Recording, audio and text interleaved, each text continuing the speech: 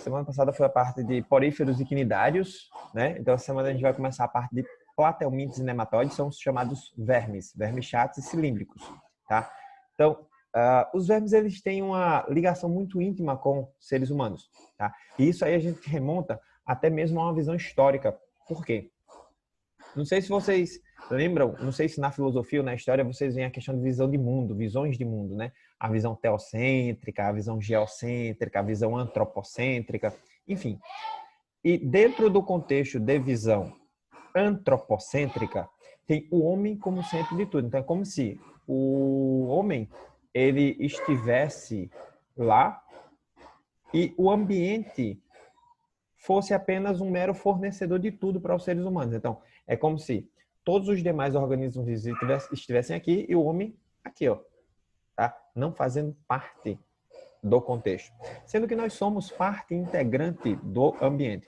Nós tanto modificamos o meio ambiente, quanto nós sofremos com as modificações do meio ambiente, tá? Mas, nessa visão antropocêntrica, o homem como centro de tudo, a gente teve o desenvolvimento científico em torno disso aí. E aí o que acontece? Por exemplo, existem inúmeras bactérias. Porém, as bactérias mais conhecidas são as menos numerosas, são as bactérias causadoras de doenças.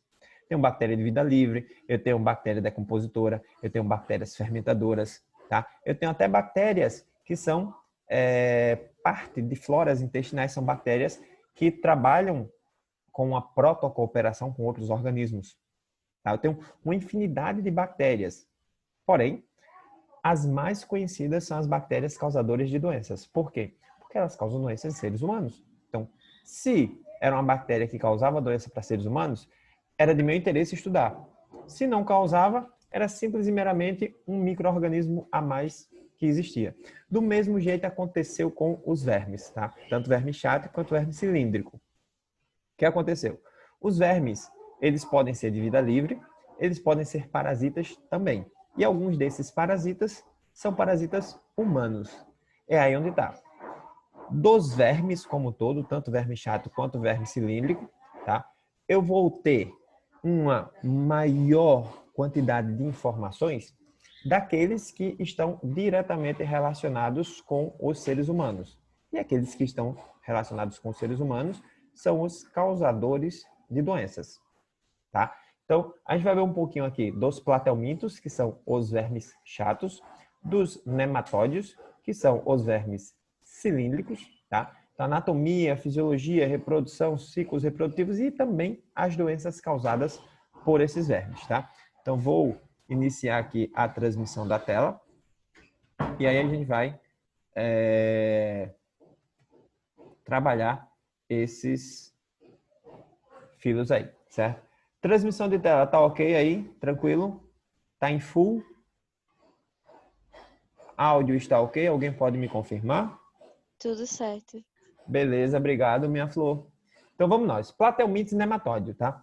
Platelmintos, platel vem de achatado ou chato. É o minto, tá? Vem de verme. Nematódio também pode ser chamado de nematelminto, tá? Então, nemato vem de cilíndrico, é o minto, verme. Então, são os chamados vermes. Inclusive, se a gente pegar livros mais antigos de biologia, os anelídeos, em um determinado momento, eles eram classificados como vermes, por conta da sua forma corpórea. Por ele ser cilíndrico e alongado, ele era colocado junto com os vermes, tá? Sendo que os anelídeos, eles são um grupo que está evolutivamente muito mais à frente que esses carinhas aí. Então, é aquilo que eu disse a vocês. Não basta a gente apenas observar características externas, tá? A gente tem que ver a anatomia, a fisiologia, a gente tem que ver os aspectos evolutivos, então tudo que esses indivíduos têm. Por isso que a gente tem que saber um pouquinho das características de cada grupo para a gente poder comparar e dizer aonde a característica surgiu, que característica que surgiu, como essa característica surgiu, certo? E qual foi a necessidade dessa característica surgir, tá? Tudo isso é explicado no contexto evolutivo. Então, platelmintos vermes de corpo achatado em forma de fita ou de folha, tá? Então, eles são chamados vermes chatos porque eles são dorsoventralmente achatados, tá? Então, quando a gente dá aula lá para os molequinhos do fundamental, para explicar a diferença estrutural do corpo de um plateuminto e de um nematóide, a gente faz com a massinha de modelar, certo? Então, o que é que a gente pede para fazer? Dá uma bolinha de massa de modelar e pede para o menininho ficar esfregando a massinha. Aí vai formar como se fosse uma minhoquinha, né? Vai formar como se fosse um... Aí, essa estruturazinha, como não é segmentada, como não tem os segmentos, os anéis, os metâmeros, tá? Ele tem um corpo liso, é um verme cilíndrico. Aí, para você chegar à estrutura corpórea de um verme chato, o que é que você vai fazer? Simplesmente coloca na mesa, coloca um livro em cima e aperta. Quando você tirar o livro de cima, você vai ter a estrutura corpórea de um verme chato. Tá? Então, ele é dorsoventralmente achatado. Então, eles são de vida livre, como as planárias, por exemplo, ou parasitas, como solitárias e o esquistossomo, que é o que causa a barriga d'água. Tá? Vivem na água em ambientes terrestres, vivem em água em ambientes terrestres, úmidos ou parasitando outros organismos. Esse contexto de ambientes terrestres úmidos tá relacionado muito com a estrutura corpórea desses animais. Esses animais, ele tem a epiderme bastante delgada, a epiderme bastante fina, e se expostos tá, a temperaturas elevadas, se expostos diretamente ao sol, eles podem desidratar com facilidade. Tá? Auricélio chegando aqui.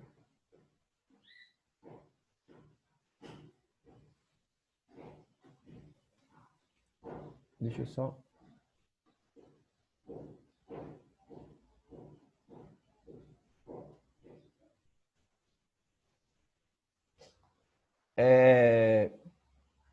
Vivem na água em outros ambientes úmidos ou parasitando outros organismos, são triblásticos, ó, diferente dos quinidários, que só tem duas ou dois folhetos embrionários, ecto e endoderme, lembrando que neles a endoderme tem função gástrica e aí recebe aquele nome de gastroderme, tá? Eles são triblásticos.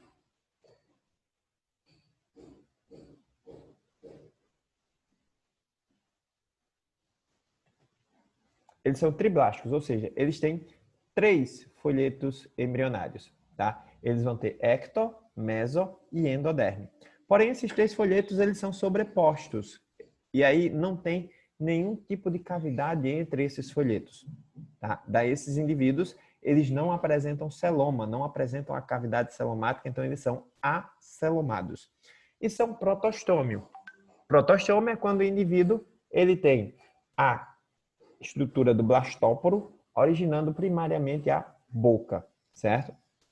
Não tem sistema circulatório nem respiratório, então a circulação ou a troca de substâncias, bem como a troca gasosa, vai se dar por meio de difusão, tá? Então absorvem oxigênio pela superfície do corpo, daí a necessidade de viver em ambientes úmidos, por quê? Porque a pele ela precisa estar sempre relativamente umedecida para poder facilitar essa troca gasosa, certo?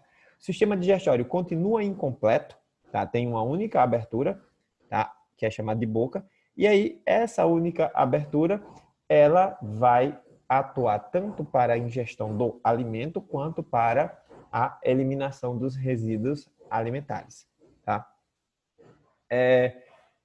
Para vermes que são estritamente parasitas, como no caso das solitárias, a Taenia solium e a Taenia saginata, o sistema digestório ele é ausente, viu, gente? Então, prestem atenção. A gente tem que estar falando das características gerais do grupo, tá? Sendo que a gente tem as regras e dentro das regras a gente sempre tem as exceções. Qual que é a exceção aí? Uma das exceções relacionada ao sistema digestório é justamente o fato de as tênias, né, a tênia solium, tanto quanto a tênia saginata, não possuírem sistema digestório. O sistema digestório nesses indivíduos é ausente. E isso aí é um indício da sua vida parasitária, porque se ele não tem sistema digestório, tá, ele não vai ter como digerir nada. E se ele não digere nada, ele precisa que alguém faça isso para ele, tá? E aí ele vai se utilizar de um organismo hospedeiro para poder realizar essas atividades digestórias para ele, ok?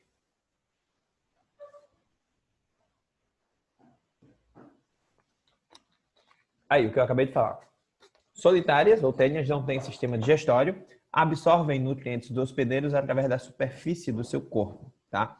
A reprodução é assexuada por regeneração, tá? Pode ter reprodução sexuada por fecundação interna. Alguns são dioicos, ou seja, tem machos e fêmeas. Outros são... Eu não gosto, não sei porque eu não gosto desse termo hermafrodita, porque o hermafroditismo é uma síndrome genética, tá? Os outros são monóicos, tá? Vamos usar esse termo aí, que é um termo mais correto e é um termo até mais atual, certo? Por quê? Há uma diferença muito grande entre hermafroditismo e um organismo monóico. O hermafroditismo é uma síndrome genética que acomete alguns grupos de indivíduos que são naturalmente dioicos, ou seja, existem machos e fêmeas, mas o indivíduo nasce com a síndrome genética no qual ele desenvolve os dois sistemas reprodutores. Então, nesses indivíduos, isso aí é uma anomalia, e essa anomalia recebe o nome de hermafroditismo. Mas, por exemplo, para uma planária, para uma tênia, para uma minhoca, tá? Que é um anelídeo, tá? Estou dando exemplos de animais. Ter os dois sistemas de reprodução é normal, é natural da espécie.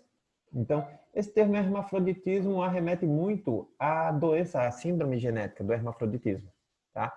Então, quando a gente fala de indivíduos monóicos, tá? Aí sim a gente está dizendo que é um único indivíduo que vai produzir os dois tipos de gametas, ou seja, vai ter os dois sistemas reprodutores, tá? Então, nas planárias ocorre fecundação cruzada, porque apesar dela ser monóica, se ela pega o seu óvulo e fecunda com o seu próprio espermatozoide, eu vou ter pouca ou nenhuma variabilidade genética. Então, lembra a historinha que a gente falou sobre reprodução sexuada e assexuada, as vantagens e desvantagens? Tá? Então, a autofecundação não é vantajosa, por quê? Porque o indivíduo vai gerar indivíduos que são geneticamente iguais a ele. Tá? Então, a planária vai realizar a fecundação cruzada, ou seja, dois indivíduos se encontram e ele fecunda e é fecundado ao mesmo tempo. Existe essa troca mútua de espermatozoides. E aí, os dois indivíduos saem mutuamente fecundados, sendo que um com o material genético do outro. E aí, a descendência vai ter maior variabilidade genética por se tratar de uma reprodução sexuada. Porém, planárias, tênias, tá? Os organismos monóicos como um todo, podem realizar a autofecundação. Sim, podem, tá? Mas eles evitam ao máximo. Mas em uma situação em que ele não encontre outros indivíduos, em uma situação em que ele esteja precisando deixar descendentes e não tenha como deixar esses descendentes, a gente vai ter, ele pode recorrer a esse artifício aí da autofecundação, certo? Vai garantir a perpetuação da espécie, mesmo que com pouca ou nenhuma variabilidade genética, mas pelo menos a espécie vai se manter, certo? O desenvolvimento é direto, ou seja, sem estágio larval nas planárias, e é indireto com fase larval no ectossomo e nas tênias. Tanto que no ectossomo existem dois estágios larvais. Volto a dizer, ectossomo, o nome do vermezinho é Cistosoma mansoni, tá? E é causador de uma doença chamada de barriga d'água, tá? Ou ectossomose. E a tênia, a teníase, tênia solium, tênia saginata, tá? Na esquistossomose, a gente vai ter dois estágios larvais. O primeiro estágio, que é aquele que vai entrar no caramujo, a larva de primeiro estágio, que a gente vai chamar de miracídio, tá? E quando sai do caramujo, após sofrer a metamorfose, eu tenho uma larva de segundo estágio, que é chamada de larva cercária, tá? Então, em um mesmo ciclo de vida, o indivíduo vai apresentar dois estágios larvais distintos. Reprodução de planárias pode ser assexuada, certo? Então, essa reprodução assexuada, ela pode se dar por meio de divisão binária ou simplesmente uma fragmentação com regeneração, ou ela pode ser sexuada, como a gente falou anteriormente, onde ocorre a troca simultânea de material genético forma-se uma cápsula com os óvulos fecundados e a partir delas, pequenas jovens planárias saem e a partir daí continua-se o processo de crescimento para amadurecimento e reprodução, tá? Qual que é a vantagem desse processo? O processo sexuado gera maior variabilidade genética na descendência. E aí a gente já viu que quanto maior for a variabilidade genética dentro de uma determinada população, maior será a sua chance de sobrevivência.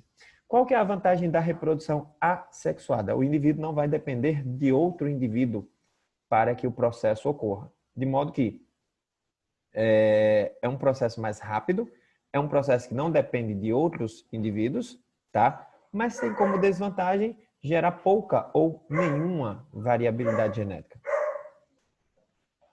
Reprodução assexuada por regeneração, então fragmentação e regeneração, certo? Eu posso ter ela realizando esse processo de fragmentação de maneira espontânea, então o próprio animal... O celular dentro da água aqui. Oi? Vai com a mão com o celular, deixa o cair dentro do sabão aqui, deixa cair e fica olhando. Alguém está com o microfone ativado aí. Enfim. Então, a reprodução assexuada por regeneração, ela pode se dar de maneira espontânea. Então, o animal ele simplesmente vai se partir e gerar dois outros indivíduos. Ou pode se dar por meio de algum trauma gerado por ação ambiental. Tá? Então, até eu vi uma charge essa semana, né? Essas charges que tem que chegam nas redes sociais. E aí tinha uma princesa, tá? Aí tinha o seu cavaleiro defensor e uma planária gigante, que era o monstro que estava querendo devorar a princesa. Aí o cara vai e parte a planária no meio. Aí vira duas. Aí a princesa olha para a cara dele assim e diz: "Você nunca estudou biologia?"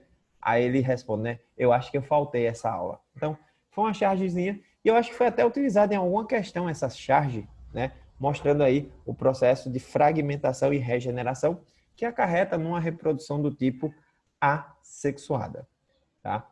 Então, as estruturas básicas da planária, ela tem os ocelos, tá? Essa estrutura aqui em cima. Não são olhos, viu, gente? Os ocelos são apenas identificadores de luz, tá? São fotorreceptores. E aí eles identificam se o ambiente está claro ou escuro, porque esses indivíduos têm um hábito mais noturno e durante o dia, os indivíduos aquáticos, principalmente, eles ficam embaixo de rochas e pedras, em ambientes onde ele consiga ficar protegido, tá? Daí eu tenho a região dorsal, a região ventral. Esses indivíduos aqui, tá? Existem planárias de água salgada que são lindas, as cores, as formas, as estruturas são, assim, algo bem interessante de se ver se vocês depois tiverem dúvida, tá? Eles têm essa faringe, que é uma faringe retrátil, certo? A boca fica na região posterior do corpo, junto ao poro genital, tá? E essa faringe, ela é eviscerada, ela é colocada para fora, ela vai ser protraída quando o animal estiver se alimentando. Então, esses animais aqui são de vida livre e, por exemplo, alimentam-se ou de matéria em decomposição, algumas planárias de água salgada e de água doce alimentam-se de microalgas, e aí o animal vai passando por cima de uma rocha, está cheio de microalgas, essa faringe ela vai ser protraída, vai começar a coletar o alimento por meio da boca, tá? Que é essa estrutura que está na extremidade da faringe. Então começa a capturar o alimento e depois que o animal se alimenta, ele vai simplesmente retrair a faringe para dentro do corpo, tá? O interior do corpo desse animal vai ser um imenso saco, uma grande estrutura digestória. Então tá aí, ó, algumas planárias terrestres, tá? Então dá para ver que o corpo é liso, o corpo ele sempre tem que estar umedecido, visto que esses indivíduos eles realizam trocas gasosas cutâneas, certo? Por difusão cutânea. Aí estão algumas planárias aquáticas, tá? Essas aí especificamente de água doce, tá? Então, se está no ambiente aquático, nem precisa dizer, né? O ambiente já é rico em água. Aí estão as tênias ou solitárias. Então, esses animais são achatadíssimos. E cada segmento desse do corpo do animal é chamada de proglote, certo? Então, esses proglotes são as estruturas do corpo do animal e em cada proglote eu vou ter um sistema reprodutor masculino e feminino, tá? Eu tenho a tênia solium e a tênia saginata. A diferença delas vai estar principalmente na região da cabeça. E também no seu ciclo de reprodução.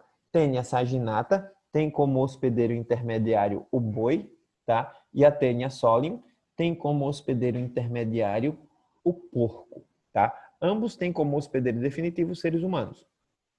Além do que, a Tênia solium, ela também pode causar uma doença chamada de cisticercose, que é quando os cistos desenvolvem-se diretamente no hospedeiro definitivo, tá? Que é uma doença muito pior do que a própria teníase.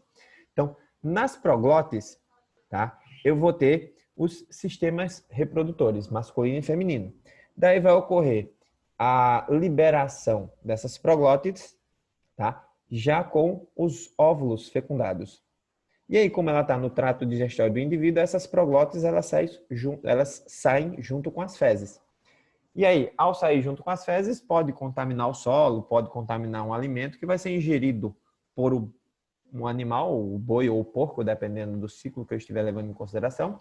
Esse animal ele vai desenvolver cisticercos, que são pequenas estruturas que se alojam principalmente na musculatura do animal. E quando a carne ela for ingerida mal passada ou mal cozida, tá?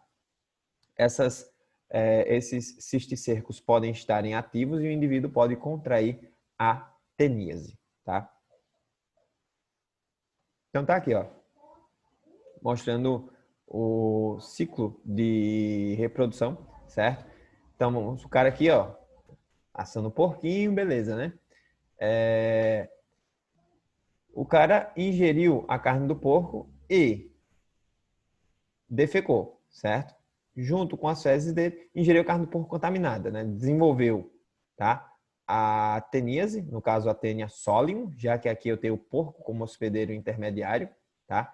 E aí as proglótides saem junto com as fezes. Ele defecou no ambiente a céu aberto e aí esse ovo, ele vai ser ingerido pelo porco, tá? Ao se alimentar. Então, quando esse ovo é ingerido, no animal formam-se os cisticercos, especificamente na musculatura. E aí, quando alguém se alimenta desse animal mal cozido ou mal passado, tá? Pode ocorrer, certo? A transmissão e aí o indivíduo vai desenvolver a teníase de novo. E eu posso ter a cisticercose, que é a cisticercose, quando o indivíduo ele ingere diretamente o ovo e não o cisticerco, tá? E essa cisticercose, ela pode tanto se alojar no músculo quanto em outras partes do corpo. No caso, pode até atingir o sistema nervoso, gerando assim uma doença chamada de neurocisticercose, tá? As demais doenças, a gente vai trabalhar nas próximas semanas, tá? Tanto as demais doenças causadas por vermes chatos, aí a gente vai ver a Tênia saginata e o cistosoma mansoni, tá? Que é a barriga d'água ou a quistossomose. E vamos ver também a questão dos vermes cilíndricos, características, anatomia, fisiologia e doenças causadas por vermes cilíndricos. Temos menos de um minutinho aí para encerrar. Lembrando, as atividades do Avassai estão abertas até hoje, certo? Então, agilizem lá, certo? Então, no mais, um bom final de semana para todos, tá? Beijos e até a próxima semana. Valeu vocês!